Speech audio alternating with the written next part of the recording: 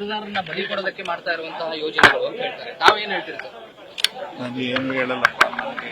ಕಾಂಗ್ರೆಸ್ ಗೆಲ್ಲುತ್ತೆ ಅಷ್ಟೇ. ಕಾಂಗ್ರೆಸ್ ಗೆಲ್ಲಬೇಕು. ಕಾಂಗ್ರೆಸ್ ಗೆಲ್ಲುವಂತ ವಾತಾವರಣ ಕೋಲಾರದಲ್ಲಿ ಇದೆಯಾ ಸರ್? ಪ್ರಚಾರದಲ್ಲಿ 100ಕ್ಕೆ 100 ಈಗ ಮುನಿಯಪ್ಪ ಸಮೇತರ ಎಲ್ಲ ನಾಯಕರು 100ಕ್ಕೆ 100 ಗೆಲ್ತೇವೆ. ಅದಕ್ಕೆ ಬಂದಿದ್ದೀವಿ. ಕಳೆದ ಬಾರಿ ಇಲ್ಲಿಂದ ಪ್ರಚಾರ ಶುರು ಮಾಡಿ 135 ಗೆದ್ದಿದ್ರೆ 130. ಈ ಬಾರಿ ಎಷ್ಟು ವಿಶ್ವಾಸ ಇದೆ ಸರ್? ಲೋಕಸಭೆಯಲ್ಲಿ ಇಲ್ಲಿಂದ ಶುರು ಮಾಡ್ತಾ ಇದ್ದೀರಾ? ನಾವು ಎಲ್ಲ ಸ್ಟೇಟ್ ಎಲ್ಲ ಸುತ್ತೋರು ಬರ್ತಾರೆ, ಅವ್ರಿಗೆ ಕೇಳಿ ನಮಗದ ಇದೆಯಾ. ಇಲ್ಲಿ ಗೆಲ್ತೀವಿ ಸರ್. ಲೋಕಸಭಾ ಚುನಾವಣೆಯ ನಂತರದಲ್ಲಿ ಸರ್ಕಾರ ಪತನ ಆಗುತ್ತೆ ಅನ್ನೋದು ಪ್ರಚಾರವನ್ನು ಬಿಜೆಪಿ ನಾಯಕರು ಮಾಡ್ತಾ ಇದ್ದಾರೆ. ಅವ್ರ ಕೆಲಸ ಅವ್ರು ಮಾಡ್ತಾರೆ. ಅಭ್ಯರ್ಥಿ ಬಗ್ಗೆ ತಮ್ಮ ಅಭಿಪ್ರಾಯ ಸರ್? ಪಾರ್ಟಿ ತೀರ್ಮಾನ ಮಾಡಿದ್ಮೇಲೆ ಅಭಿಪ್ರಾಯಗಳಿರೋದಿಲ್ಲ.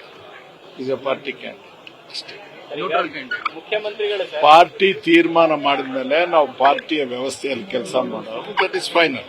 ಬಿಜೆಪಿ ಜೆಡಿಎಸ್ ಮೈತ್ರಿ ಅಭ್ಯರ್ಥಿ ಈ ಬಾರಿ ಮೈತ್ರಿಯಲ್ಲಿ ಕೋಲಾರದಲ್ಲಿ ವರ್ಕೌಟ್ ಆಗುತ್ತೆ ಸರ್?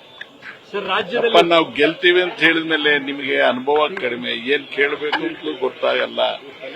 ನಾವು ಪಕ್ಷಕ್ಕೆ ಬದ್ಧರಾಗಿದ್ದೇವೆ. ತೀರ್ಮಾನ ಮಾಡಿದ್ಮೇಲೆ ಕ್ಯಾಂಡಿಡೇಟ್ ನಮ್ಮವರು ಗೆದ್ದು ತೀರ್ತೇವೆ. ಮುಖ್ಯಮಂತ್ರಿಗಳು ಅದು ಯಾವುದು ಕೂಡ ಅನಾವಶ್ಯಕ ಎಲ್ಲ ಪ್ರಶ್ನೆ. ಮುಖ್ಯಮಂತ್ರಿಗಳು ಕ್ಷೇತ್ರದಲ್ಲಿ ನಂಗೆ 60,000 ಲೀಡ್ ಕೊಟ್ರೆ ನಾನು ಸೇರ್ ಗಟ್ಟಿ ಅಂತ ಅವ್ರು ಕೇಳಿ ಅವ್ರು ಬರ್ತಾರಲ್ಲ, ಅವ್ರು ಕೇಳಿ. ಮುಖ್ಯಮಂತ್ರಿಗಳ ನಿರ್ಣಾಯಕ ಚುನಾವಣೆನಾ ಇದು ಮುಖ್ಯಮಂತ್ರಿಗಳ ಪಾಲಿಗೆ? ನನಗ್ ಗೊತ್ತಿಲ್ಲ ರೀ, ಅವ್ರು ಬರ್ತಾರ. ಅವ್ರಿಗೆ ಪರಿಸ್ಥಿತಿ ಒಬ್ಬರೊಬ್ಬರ ಕೇಳಿ, ಎಷ್ಟು ಕೇಳಿದ್ರು ಹೇಳ್ತಾರೆ. ನಾನು ಸ್ಟೇಟ್ ಲೀಡರ್ ಆಗಿದ್ರೆ ಎಲ್ಲ ಸುತ್ತಾ ಇದ್ರೆ ಹೇಳಿ. ಕೋಲಾರದಲ್ಲಿ ನಾನಿದ್ದೇನೆ. ನನ್ನ ಕ್ಷೇತ್ರ ಈ ಕ್ಷೇತ್ರದ ಒಂದು ಭಾಗ. ಇದು ಗೆಲ್ತೇವೆ ಅಂತ ಅಷ್ಟೇ. ನಾವೆಲ್ಲರೂ ಒಟ್ಟಿಗಿದ್ದೇವೆ, ಇರಲೇಬೇಕು. ಮಾತುಕತೆ ಏನು ಮಾತುಕತೆ? ಕಾಂಗ್ರೆಸ್ನವರು ಕಾಂಗ್ರೆಸ್ ಜೆಂಡಾ ಕೈಗಿಟ್ಕೋಬೇಕು, ಕೈಗುರ್ತು ಓಟ್ ಕೊಡಿ ಅಂತ ಕೇಳಬೇಕು. ಮಾತು ಇಲ್ಲ, ಕತೆನೂ ಇಲ್ಲ. ಬಲ ಎಡ ನೇರ ಕೆಳಗೆ ಒಳಗೆ ಏನಿಲ್ಲ. ಕಾಂಗ್ರೆಸ್ ಅಷ್ಟೇ. ನಿಮ್ಮ ಅಭಿಪ್ರಾಯಕ್ಕೆ ಎಲ್ಲೋ ಒಂದ್ ಕಡೆ ಹೈಕಮಾಂಡ್ ಕೂಡ ಮನ್ನಣೆ ಕೊಡಬಹುದು. ಕೊಟ್ಟಿಲ್ಲ ಅಂತ ಯಾರು ಹೇಳಿದ್ರು ನಿಮ್ಗೆ? ಇದೆಲ್ಲ ನಮ್ಮ ಅಭಿಪ್ರಾಯವೇ. ಹೈಕಮಾಂಡ್ ಏನ್ ತೀರ್ಮಾನ ಮಾಡಿದ್ರೆ ಅದು ಎಲ್ರದ್ದು ಅಭಿಪ್ರಾಯ ತಿಳ್ಕೊಂಡ್ರೆ ನಾವು ಕಾಂಗ್ರೆಸ್ಸಿಗರಾಗೋದು. ಹೈಕಮಾಂಡ್ ತೀರ್ಮಾನ ಮಾಡಿದ್ಮೇಲೆ ಅದ್ರ ಮೇಲೆ ಮತ್ತೆ ವ್ಯಾಖ್ಯಾನ ಮಾಡಿದ್ರೆ ನಾವು ಕಾಂಗ್ರೆಸ್ಸಿಗರಾಗೋದಿಲ್ಲ. I am a Congress man. ಹೌದಪ್ಪ, ಬಂದಿದ್ದೀನಲ್ಲ ಅದೇ ಕೆಲಸವಾಗಿ. ಅದಕ್ಕೆ ಸರಿ, ಚೆನ್ನಾಗಿದ್ದೀನಿ. ಸ್ವಲ್ಪ ಬೆನ್ನೋವಿತ್ತು, ಟ್ರೀಟ್ಮೆಂಟ್ ತಗೊಂಡಿದ್ದೀನಿ. ಈಗ ಮೈತ್ರಿ ಅವರು ನಾಯಕರು ಹೇಳ್ತಾ ಇರೋದು ಕೋಲಾರದಲ್ಲಿ ಬೇರೆ ಬೇರೆ ಬಣಗಳಿದಾವೆ. ಅವ್ರ ಕರ್ಮಪ್ಪ, ಅವ್ರು ಏನ್ ಹೇಳ್ಕೋಬೇಕು ಅವ್ರು ಹೇಳ್ಕೊಳ್ಳಿ, ನಾವು ಗೆಲ್ತೀವಿ. ಜೆಡಿಎಸ್ ಬಿಜೆಪಿ ಒಂದಾಗಿರೋ ಬಗ್ಗೆ ಏನ್ ಹೇಳ್ತಾರೆ? ರಾಜಕಾರಣದಲ್ಲಿ ಇವೆಲ್ಲ ಸಹಜ. ಅವ್ರವ್ರ ಅನುಕೂಲಕ್ಕೆ ಅವ್ರು ಮಾಡ್ಕೊಳ್ತಾರೆ. ನಾವು ಅದೆಲ್ಲ ವ್ಯಾಖ್ಯಾನ ಮಾಡಬಾರ್ದು. ನಮಗೆ ಒಂದು ವಯಸ್ಸು, ಒಂದು ಯೋಗ್ಯತೆ ಅಂತ ಬಂದ್ಮೇಲೆ ನಾವು ಅದಕ್ಕೆ ತಕ್ಕಂತೆ ನಡ್ಕೊಳ್ಬೇಕೆ ಹೊರತು ಅದರಿಂದ ಕೆಳಕ್ಕೆ ಹಿಡಿಬಾರ್ದು. ತಪ್ಪಿರೋದಿಲ್ಲ. ನಮ್ಮ ಯೋಗ್ಯತೆ ನಮಗೆ ಯಾರನ್ರ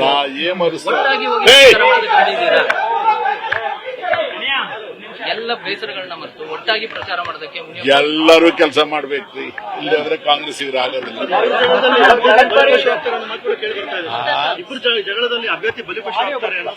ಯಾರಿಗೂ ಜಗಳ ಇಲ್ಲ, ನಿಮ್ಗೆ ಜಗಳ ಇಲ್ಲ. ನಿಮ್ ಮಧ್ಯೆ ಇದೆ, ನಮ್ಮ ಮಧ್ಯೆ ನಾವೆಲ್ಲ ಒಗ್ಗಟ್ಟಾಗಿದ್ದೀವಿ, ಕಾಂಗ್ರೆಸ್ಸಿಗರಾಗಿದ್ದೇವೆ. ಈ ದೇಶ ಉಳಿಬೇಕಾಗಿದೆ, ಸಂವಿಧಾನ ಉಳಿಬೇಕಾಗಿದೆ. ಎಲ್ಲ ಅನಾವಶ್ಯಕ ಪ್ರಶ್ನೆಗಳನ್ನು ಕೇಳಬೇಡಿ ದಯಮಾಡಿ. ನೀವು ಒಂದು ಸಂಹಿತೆ ಇಟ್ಕೊಳ್ಳಿ, ನಾನು ಒಂದು ಸಂಹಿತೆ ಇಟ್ಕೊಳ್ತೀನಿ. ಒಬ್ಬರು ತಾಳ್ಮೆಯನ್ನು ಪರೀಕ್ಷೆ ಮಾಡಬೇಡಿ. ನೀವು ಲಕ್ಷ ಪ್ರಶ್ನೆ ಕೇಳಿದ್ರು ಕಾಂಗ್ರೆಸ್ ಗೆಲ್ಲುತ್ತೆ. ಕಾಂಗ್ರೆಸ್ಸಿಗರೆಲ್ಲ ಒಗ್ಗಟ್ಟಾಗಿದ್ದೇವೆ. ಹೈಕಮಾಂಡ್ ತೀರ್ಮಾನ ನಮ್ಮೆಲ್ಲರೂ ತೀರ್ಮಾನ. ನೀವು ಉಳಿದ ಎಲ್ಲ ಪ್ರಶ್ನೆಗಳಿಗೂ ಯಾವುದಕ್ಕೂ ಉತ್ತರ ಹೇಳೋರಿಗೆ ನಾವು ಅಡ್ಡನೇನ್ರಿ. ಪ್ರಜಾಪ್ರಭುತ್ವದ ವೈಶಿಷ್ಟ್ಯ ಅಲ್ವಾ?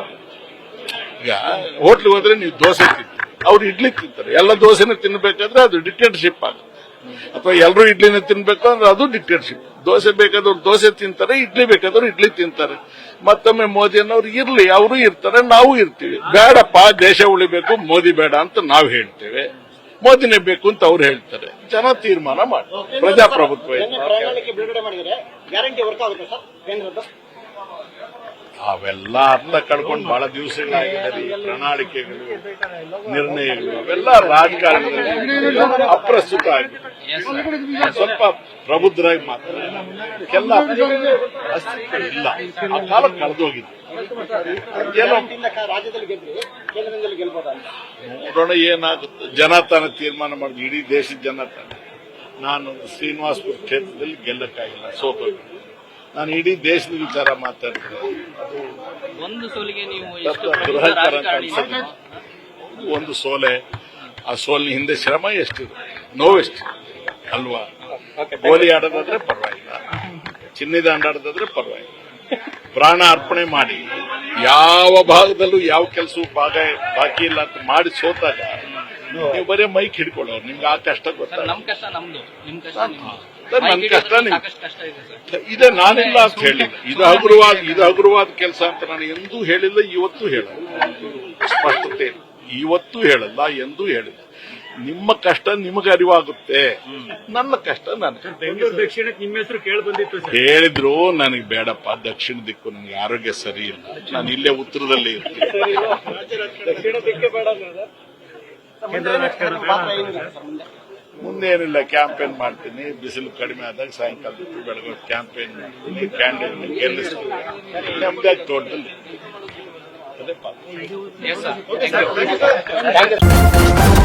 ನ್ಯೂಸ್ ಫಸ್ಟ್ ನಿರ್ಭೀತಿಯಿಂದ ನಿಮ್ಮ ಪರವಾಗಿ.